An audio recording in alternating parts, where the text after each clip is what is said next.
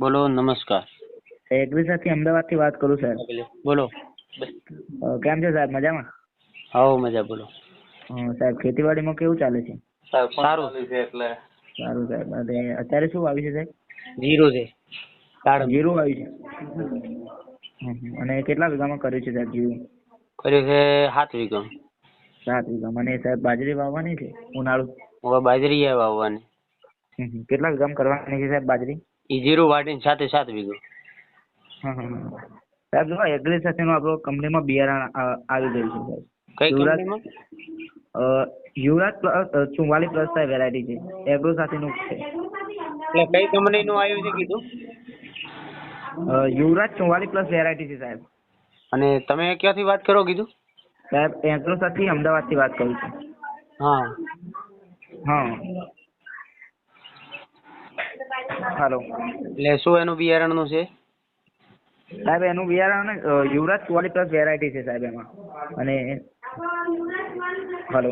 હા, બોલો સાંભળું છું. ને 5 થી 6 ફૂટનો સાહેબ છોડ રહેશે, 5 થી 6 ફૂટનો. એક ફૂટની આસપાસનું બાજરી રહેશે સાહેબ.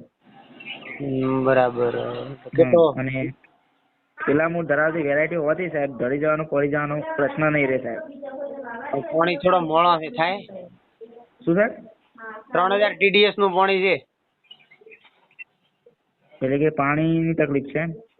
મોળું આવે છે 3000 નું ઊંડા બોર નું પાણી. બોર કરે ને બોર ખબર પડે? હા, એ 2015 ફૂટના ઊંડા બોર છે. હા, તો શું વાંધો આવે સાહેબ? હા, એટલે થોડું ઘણું શું TDS વાળું, પેલું કેનાલ વાળું નથી એમ. ના, એ તો ચાલે ને સાહેબ. એટલે તો તમારું બિયારણ યુવરાજ કીધું એ બરાબર થશે? હા, બરાબર જ થાય સાહેબ. જો એવું એમ? બાકી નથી થતા થોડે શું કે પેલામાં કમર ઊંચી થઈને રહી જાય છે. નહીં સાહેબ, જો 75 થી 80 દિવસમાં સાહેબ પાક તૈયાર થઈ જશે આપણે. એટલે એવું પણ ત્યારે બીજી બાજરી પાછી નથી થતી ઉનાળે એમ. શું સાહેબ?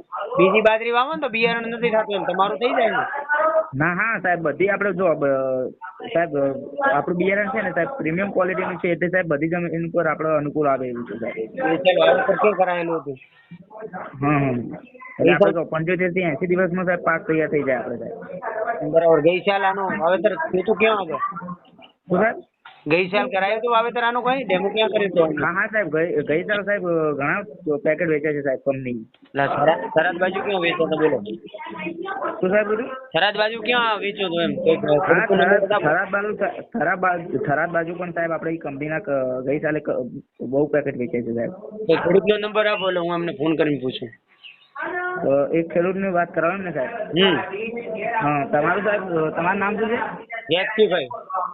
જયંતિભાઈ? હા. તો સાહેબ હું તમને એમના જોડે વાત કરાવું. થરાદમાં કોઈ કર્યું હતું, કયા ગામ કર્યું હતું એનો મને વાત કરાવો.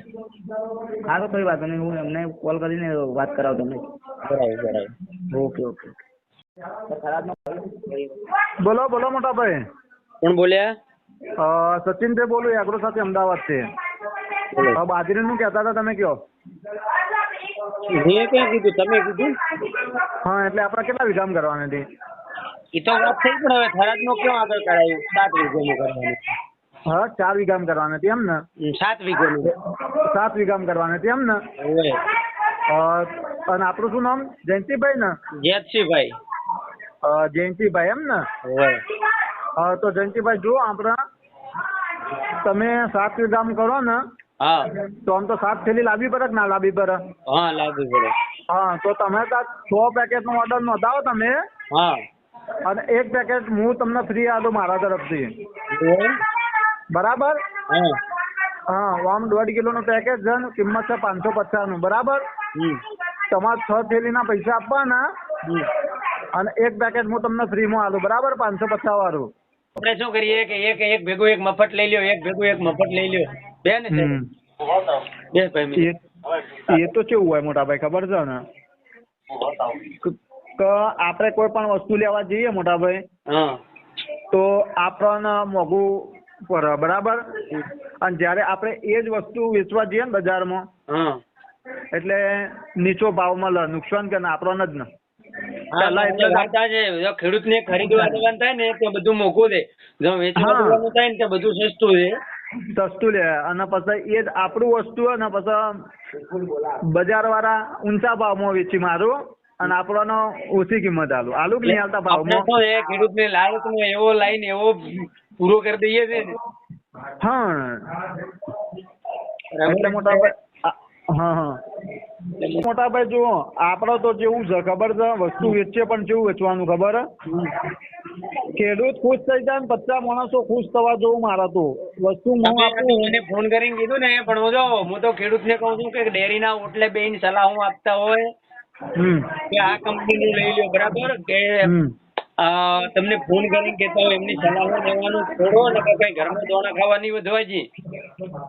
નકા આપડે તો મોટા ભાઈ જુઓ વસ્તુ હાલવાની પણ સારી હાલવાની, કોઈ એને નુકસાન ના પડે અને બજારમાં 20-25 રૂપિયા વધારે મળવા જોવું, બસ આપણને આશે આવ્યું હોય. ઈ વાત રાઈટ છે, પણ એ કેવું અને કરવું મોટા ભાઈ બહુ છે, ડિફરન્ટ વાળું છે. ખરાબ બપોરનું પાણી વાળવું ને એ ખેડૂતને ખબર પડે, ઠાર વાળવું ને એ ખેડૂતને ખબર પડે. બાજરી માટે ફોન કર્યો છે, તમારે કઈક બિયારણ આપવા માટે કયું કીધું? યુવરાજ 44+. હવે એના વિશે ગઈ સાલ કોઈએ કર્યું હોય એના જોડે મને વાત કરાવો. કા મોટાભાઈ જુઓ આપડા બિયારણ ને હમણાં રિસર્ચ કર્યું છે. હવે તમે મને કીધું ને મને કે ગઈ સાલે આપણું હતું આપડે બરાબર. બાજરીનો બિયારણની વાત કરું તો પાયોનિયર વાળા અહીંયા 10 વર્ષ એમને ખેડૂતોની ફ્રી પોકેટ આલીને ડેમો કરતા, બરોબર? અને 10 વર્ષ અહીંયા નિષ્ફળ ગયા છે. એના પછી એમને અત્યારે પાયોનિયર ને સફળતા મળી છે કે અમારા વિસ્તારની અંદર પાયોનિયર બાજરી થાય. અને એ બોરના પાણી હોય અહીંયા, બરાબર? કેનાલમાં તો થવાનું જ છે. એટલે મને જે આજે ને તમે આ રીતના કોઈ ખેડૂતો ચીલા ચાલુ અમે દર વર્ષે કરીએ છીએ એ જ કરવા જોઈએ.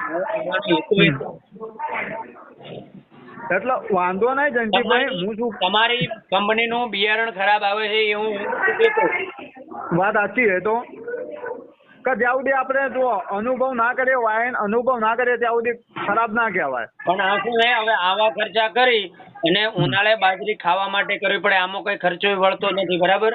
એ વાત સાચી છે. અને જો નિષ્ફળ જાય ને મોટા ભાઈ તો ખેડૂતને મરવાનો વારો આવે. 3 આખો ઉનાળુ સિઝન એની બાતલ જાય એટલે મરવાનો વારો આવે, બરાબર?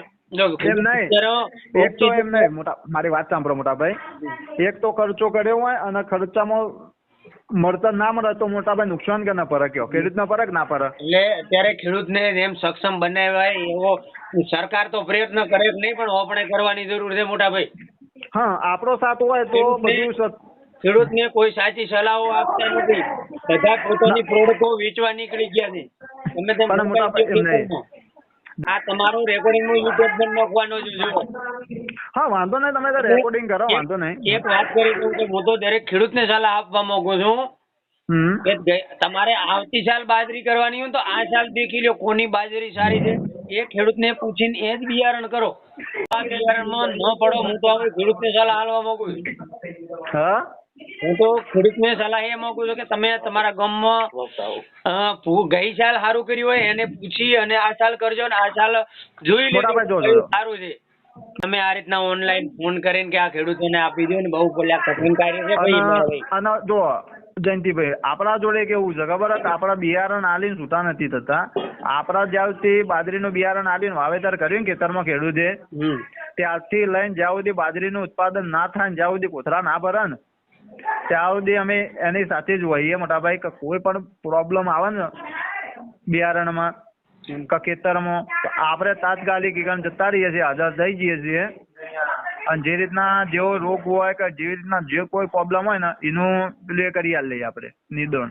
એટલે આ કેવું છે મોટા ભાઈ, જો ખેડૂત જાગૃત બને નહીંતર ડેરીએ દરરોજ હું દૂધ આપવા જાઉં ને ત્યાં દરરોજ એક કંપની વાળો બેઠો હોય છે. એટલે હું તો એમને કહું છું કે ખરેખર આ રીતના તમે ખેડૂતોને ડેરી આવી કાગળ બતાવી અને આ ધંધાને ન કરાય એને. એટલે કોઈ બી દવાઓની પ્રોડક્ટ હોય, કોઈ બિયારણની પ્રોડક્ટ હોય કે ભલે ગમે તે ખેડૂત પશુપાલન માટે લાવતો પ્રોડક્ટ વારંવાર છેતરાય છે. બધી જગ્યાએ આપણે ખેડૂત મિત્ર જ છેતરાય, બરાબર? એટલે એમાં પેલા તો ખેડૂતોએ જાગૃત બનવાની જ જરૂર છે. બસ ખાલી ખેડૂતોને જાગૃત થવાનું છે, બીજું કશું નહીં મોટાભાઈ. ઓકે મોટાભાઈ, લંચ કરી લઉં પછી તમને વાત કરું, બરાબર? ભલે, ધન્યવાદ મિત્રો. ઓકે.